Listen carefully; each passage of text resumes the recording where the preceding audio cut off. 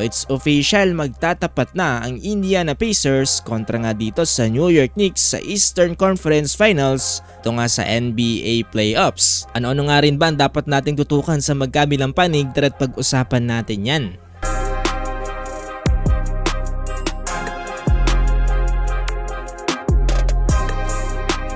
So, nauwi na nga sa dalawang koponan ng Eastern Conference Finals matapos ngang talunin dyan ng New York Knicks ang isa sa mga top teams dito nga sa Eastern Conference na Boston Celtics. Sabi sino nga ba naman na mag-aakala na itong Pacers at ang Knicks ay tatalunin ng ilan sa mga top teams ngayon dito sa Eastern Conference.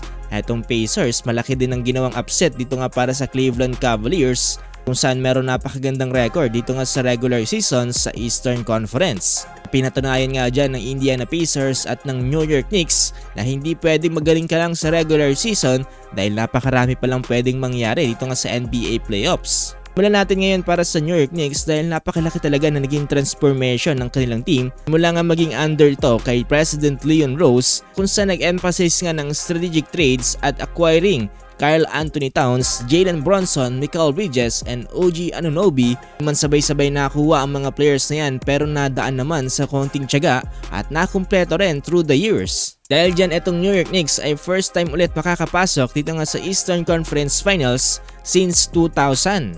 Napakatagal na panahon na rin pala simula nang muling makaapak sa Eastern Conference Finals itong New York Knicks, kaya naman ganito na lang mag-react ang mga fans dito nga ng mga Knicks fans. Kitang napakasolid na suporta ng mga Knicks fans dito nga para sa kanilang team. At more pa kaya kapag nanalo talaga sila ng NBA Finals, no?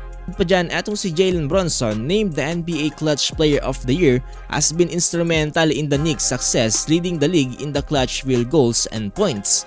Kaya napakalaking bagay talaga neto ni Jalen Brunson para sa New York Knicks ngayon. Nga ba mga magagandang key points na dapat nating bantayan dito para sa New York Knicks? Ayon sa report, sila ay nag-excel in fast break offense, averaging 15.7 points per game, but will face the Pacers' top-ranked transition defense. Pa dyan, etong New York Knicks ay nagdo-dominance din on offensive glass, leading to 19.2 second chance points per game, will be tested against Indiana Pacers' improved rebounding efforts. Parang balanse mga boss, no? Kung magaling dito ang New York Knicks, ay meron naman pangontra dyan etong Indiana Pacers.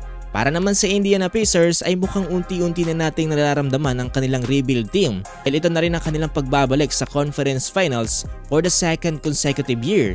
Saan bago pa makarating dito ngayon ay na-eliminate pa nila itong Cleveland Cavaliers na top team dito sa East in just 5 games. Isa sa pinakamalaking impact ngayon dito nga para sa Indiana Pacers ay ang pagbabalik ng kanilang key player na si Andrew Nembhard and Aaron Nesmith, saan nagko-contribute ng napakagandang defense dito nga para sa kanilang team na kung saan nag-average ng plus 18.2 net rating in the postseason. Naman sa mga dapat bantayan dito nga para sa Indiana Pacers ay meron silang napakagandang pick and roll offense. Pinapangunahan dito nga ni Tyrese Haliburton na kung saan magiging challenge para nga dito sa New York Knicks half-court defense. Garap na rin palang dalawang koponan na to last year na kung saan tinalo ng Pacers etong Knicks in a 7-game series. Mga boss, kanino ka dito? Knicks or Pacers? Kung gusto niyo pa ng more basketball updates ngayong NBA playoffs ay huwag niyo kakalimutang i-follow itong ating page.